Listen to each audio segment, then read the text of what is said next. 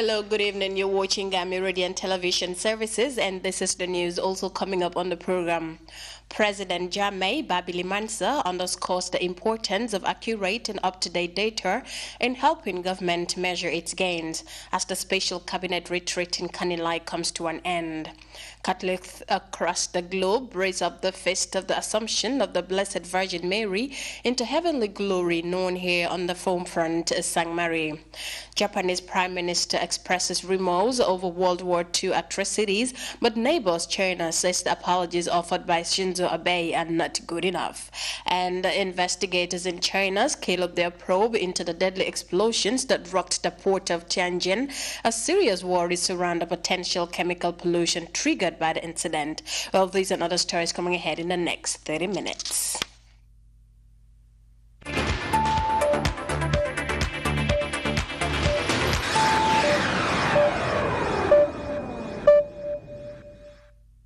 With us, I am Fatou Mbai.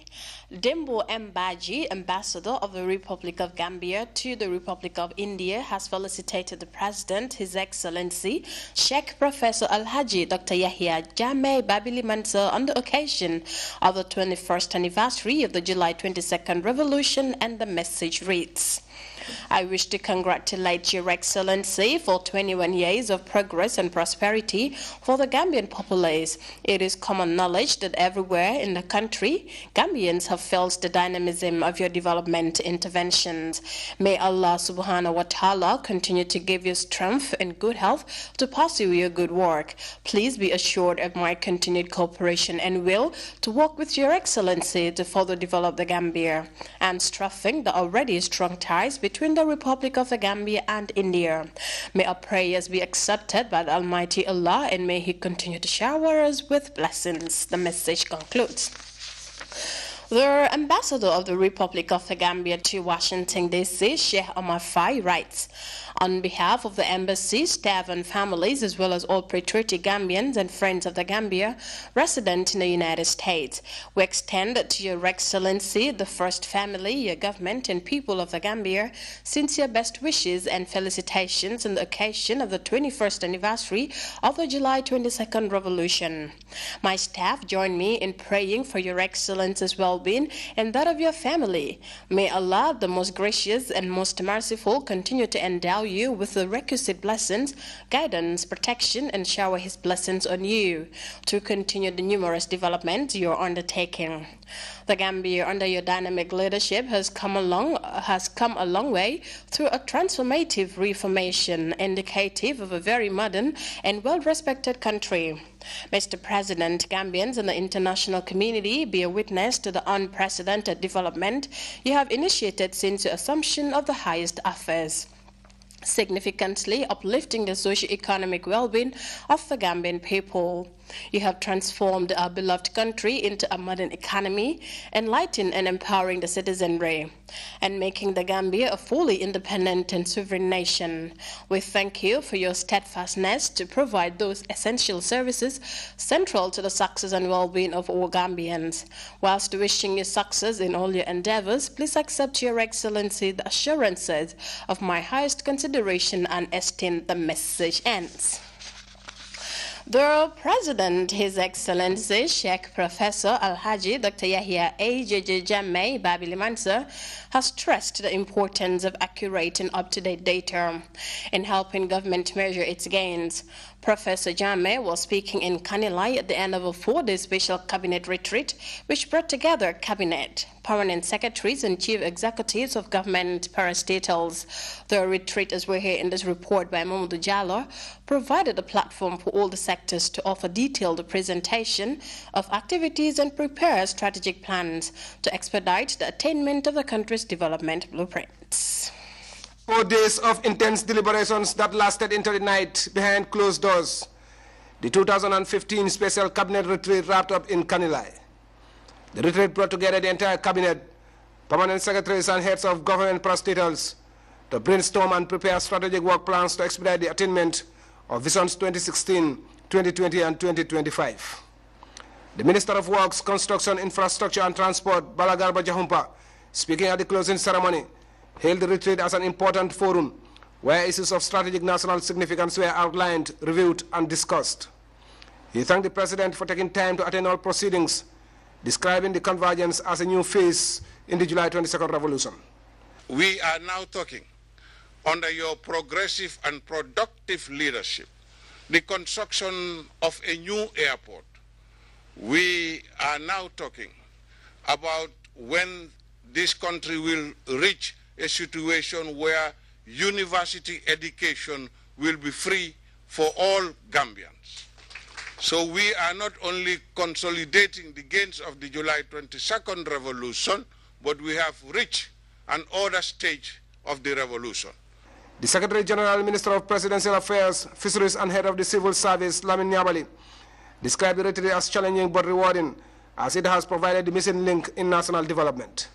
The proceedings of this retreat not only covered wide-ranging issues surrounding our sectoral strategies, but were also characterized by open, frank, and intensive interaction, which will undoubtedly help in the attainment of our national development blueprints. The Vice President and Minister of Women's Affairs, Her Excellency Ajah Dr. Aissatou Njie Seydi, also hailed the President for injecting interest into the retreats by providing the guidance for all the sectors.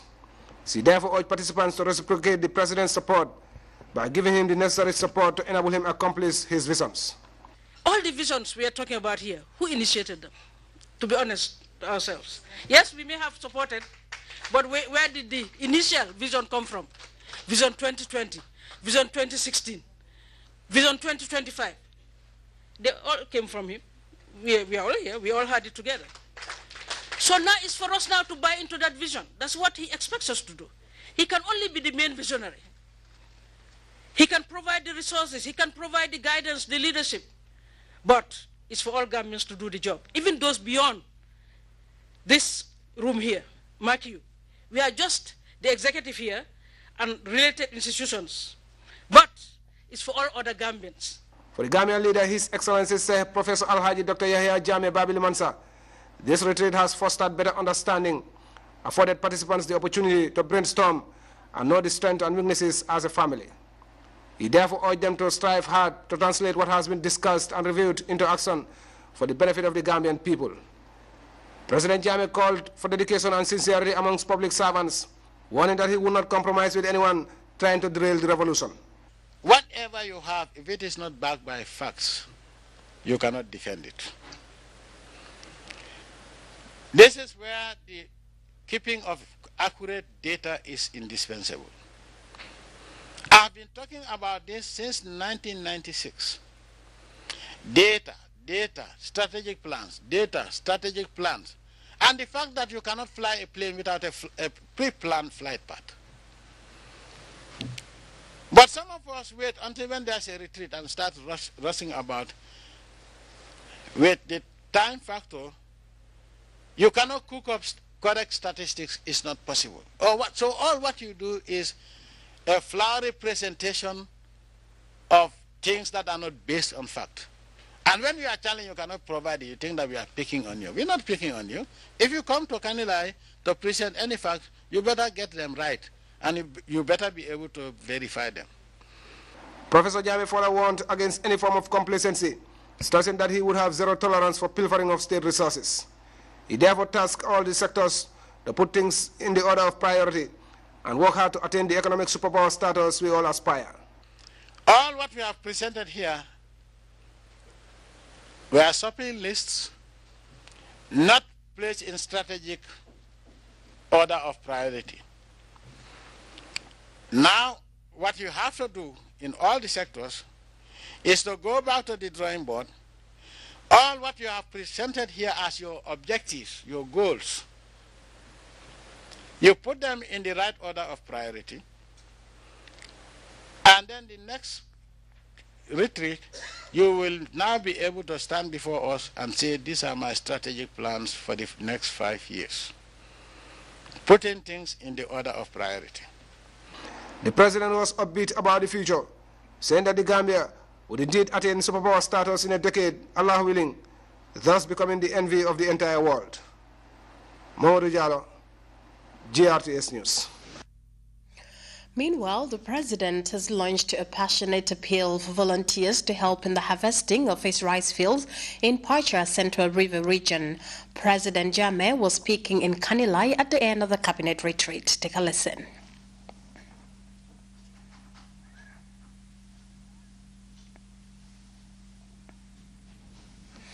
Well, we hope to bring you that in our 10 o'clock news bulletin. Village development committees and alcalos in the Lower River region have participated in a training focusing on decentralization, local administration, and the Local Government Act 2002. Louis Mendy has more on the rationale behind the capacity enhancement effort rolled out in Quinala, Kiang Central District. National Council for Civic Education recently organized a day-long training session for village development committees and alcalos at a convergence held in Quinala, in Kiang Quinala. The sensitization seminar, which focused on local level administrators, sought to foster mutual understanding between them and to keep them au fait with their roles and responsibilities. This training is a capacity building session, and its focus is on local government administration as stipulated in the Local Government Act, which was in National Council for Civic Education recently organized a day-long training session for village development committees and alcalos at a convergence held in Quinala, in Kiang Quinala.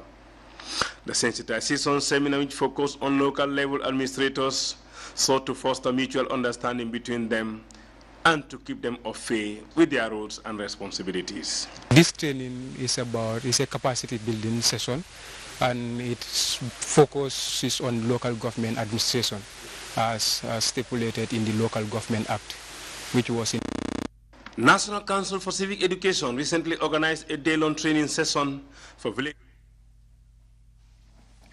Well, in less than 24 hours, Catholics across the globe will celebrate the Feast of the Assumption of the Immaculate Blessed Virgin Mary into heavenly glory.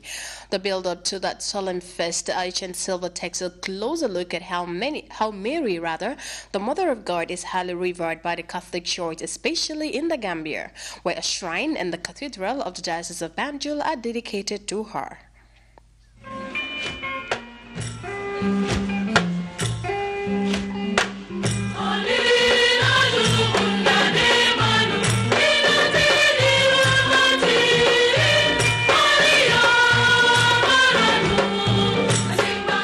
The Immaculate Blessed Virgin Mary may be merely an unsung heroine to other faiths, but to an estimated 1.2 billion Catholics, this interpretation is a completely different story, because she is highly revered and venerated in the Catholic Church for giving up her earthly life and follow the path of true holiness through which she gave birth to the Messiah.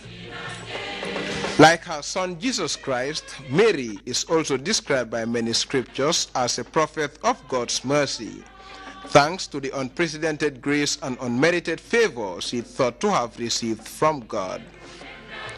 As a small girl growing in the Galilean town of Nazareth, her enviable devotion to God was said to be a rare feat, which made her the chosen one to be conceived by the agency of the Holy Spirit and gave birth to Jesus Christ.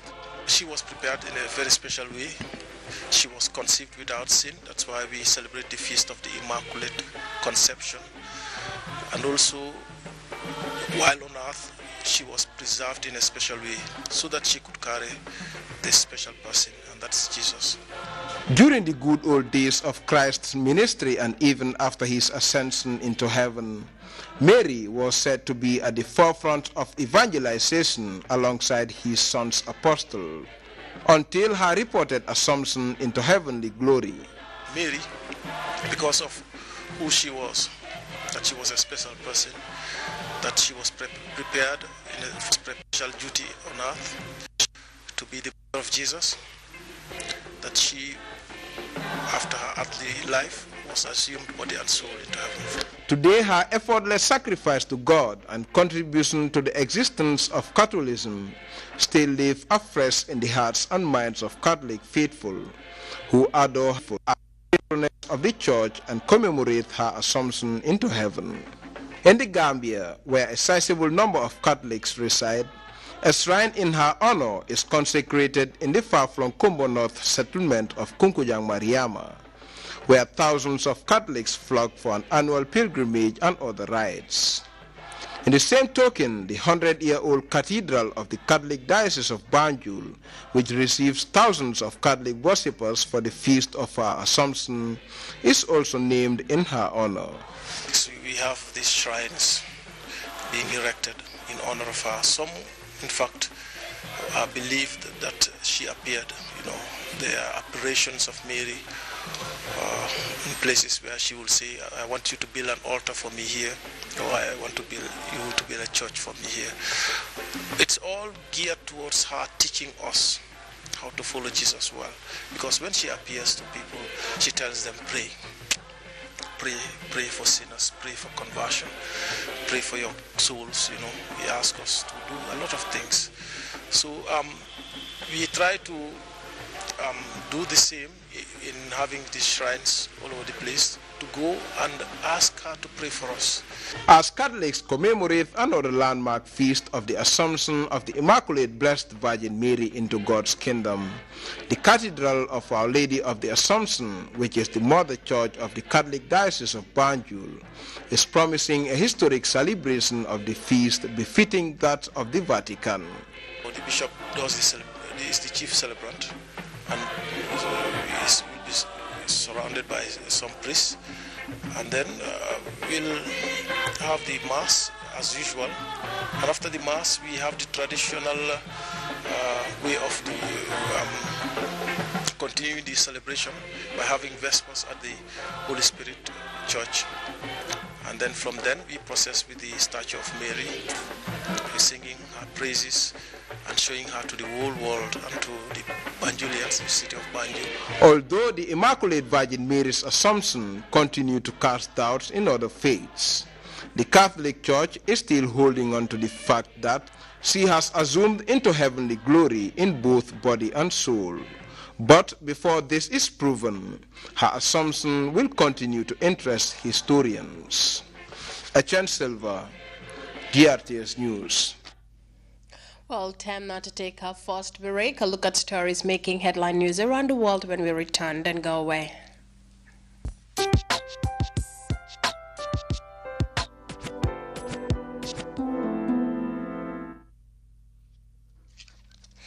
Welcome back. Japanese Prime Minister Shinzo Abe has offered his apologies for the atrocities carried out during the Second World War. These include war of regression, invasion, and colonial domination on neighbors China and South Korea. But as we hear in this report by DWTV, the people of Hong Kong and Beijing say the apology is not good enough. Inflicted immeasurable damage and suffering upon innocent people.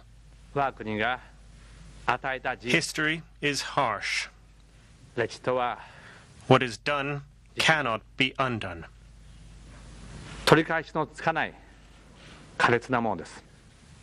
We must not let our children, grandchildren, and future generations to come, who have nothing to do with that war, be predestined to apologize.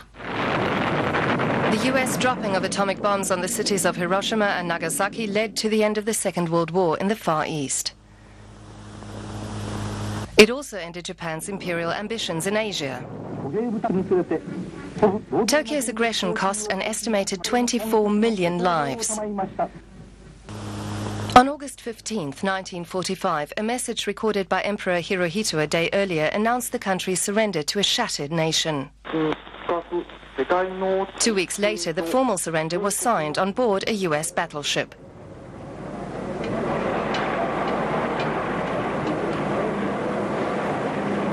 The legacy of the war still haunts relations with China and South Korea. The two countries suffered under Japan's colonial rule. In Beijing, people say Abe didn't go far enough. He should have apologized earlier. We've been waiting for it. What he should do now is improve communication and cooperation between China and Japan. Protesters made their feelings known in front of the Japanese consulate in Hong Kong. They say words are not enough and are demanding action. The Japanese army converted everyone's money in Hong Kong into military currency. They surrendered and left in 1945. But to this very day, people haven't been able to reclaim their money. Activists say people in the city are owed millions by Tokyo. Japan wants more than ever to be seen as a peaceful nation.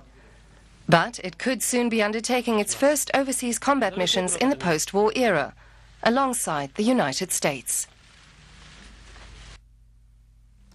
Over now to China, where investigators are probing into the cause of a massive explosion that rocked the port of Tianjin. The double blast reported to have started in a warehouse that contains hazardous materials. Investigators are working to find out which chemicals were inside the warehouse and what type of pollutants might be active in the air. CNN's Will Ripley has more in this report. Know all of the chemicals that were inside that warehouse. So they've tested for things like sodium cyanide, which they say is not a danger. Of course, that if it's breathed in would be lethal immediately. But there are other agents that they haven't yet tested for. They are telling us, though, that since the fire has for the most part burned itself out, the danger from contaminated air, at least for the moment, is being closer to being contained, at least the components that they're testing for. But the problem is there are still thousands of people, some of them staying at resettlement centers like this, who are sleeping outside, and if rain comes, and there has been rain in the forecast, that can actually cause a chemical reaction which could potentially shoot more contaminants into the air before they even know exactly what they're dealing with. And the fact that that one firefighter, the 19-year-old, survived that blast is incredible when you take a look at the video of just how horrific it was.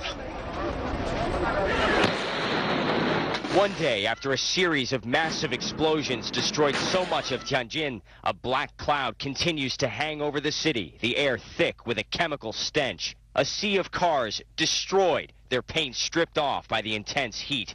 Broken glass covers streets and sidewalks for miles around, and when the wind blows, more glass rains down from apartments and homes. Today, new images of those amazingly powerful blasts. This cell phone video records the moment of impact. The first blast around 11:30 at night. Fire officials say hazardous chemicals stored in a warehouse were ignited by fire. The bright flash followed by a tremendous explosion, waking people all across this port city of more than 13 million.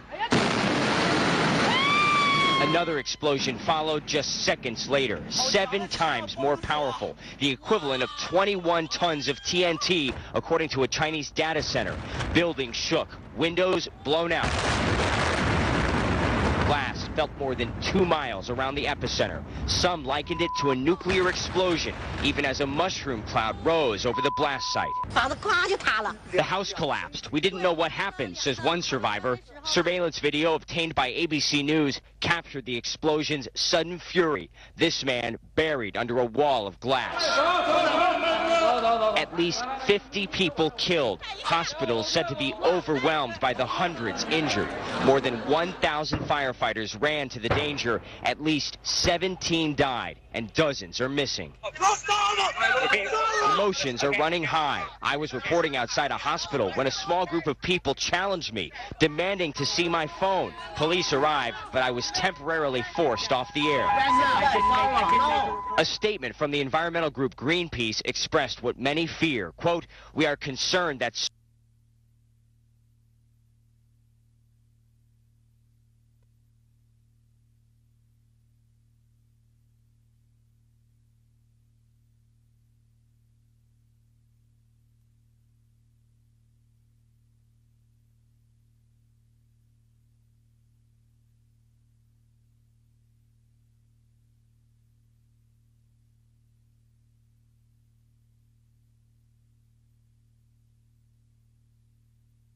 Overall, the main pollutants in the air, methylbenzene, methane, epoxy ethane, VOC, they've all been gradually decreasing. By yesterday afternoon, they were basically at normal levels. There's a lot about the situation on the ground that isn't very clear. Exactly what pollutants, what exploded, also what there is. We just don't know. Chris, Christy, one thing that is really heartening to see is how many people have come out here, volunteers who are literally lining up, as you see here, to offer assistance to the thousands of people at 12 different locations who are in emergency shelters right now. You can see these trucks that have been coming in throughout the day and now into the evening, dropping off supplies like generators and fans. We saw a shipment of blankets along with food, water, clothing, and perhaps most importantly, shoes. A lot of people ran out of their homes so quickly because they were so terrified, Christy. They weren't wearing anything, they didn't have shoes, but now it appears that at least at this location, people are getting what they need in a very organized manner.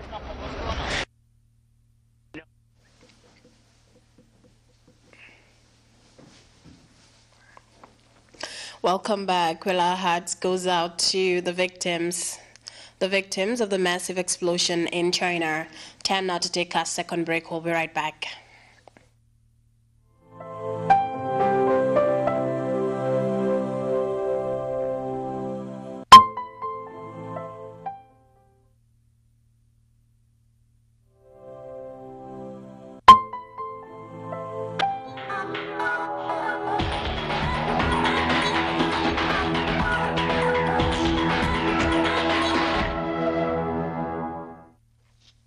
Welcome back. Over now to some sports news.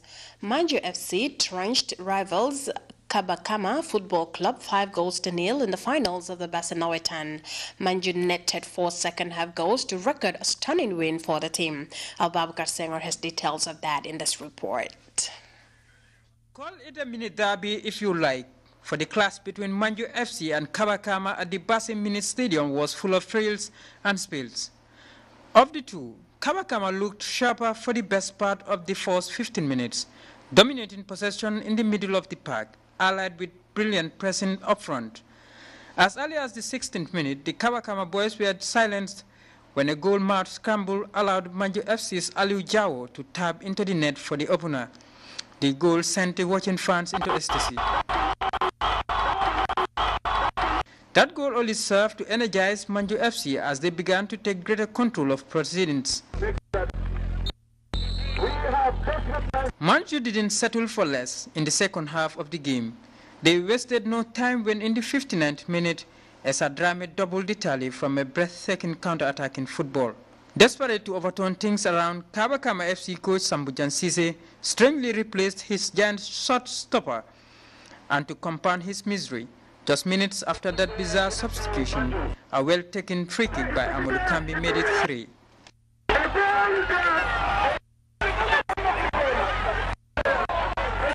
Manju completed the rout with a stunning effort from Amadou Kambi, his second of the game. The impressive Manju FC added another, comfortably dispatching of the challenge of their rivals in truly remarkable style. It was an extraordinary end to the finals in Basse, but few could have predicted the dramatic end to the finals. It was a one-off scoreline, which underlines the gulf between the two sides. For JRT Sport, this is Babukar Senghor. And from sports by Ababakar Senghor, a quick recap of our headline-making stories here in GRTS. The President, His Excellency Sheikh Professor Al-Haji Dr. Yahya A.J.J. Jammeh Babili Mansur has underscored the importance of accurate and up-to-date data in helping government measure its gains as the special cabinet retreat in Kanilai came to an end. Catholics across the globe are bracing up for the feast of the Assumption of the Blessed Virgin Mary into heavenly glory, known here on the home front as St. Mary. The Japanese premier has expressed remorse over World War II atrocities, but neighbors China says the apologies offered by Shinzo Abe are not good enough. And investigators in China have been scaling up their probe into the deadly explosions that rocked the port of Tianjin. A serious worry surrounds the potential chemical pollution triggered by the incident. Well, that's it from me for now. Until 2200 hours, we'll have another bulletin. Until then, I am Fatou Janimba, and thank you for joining us.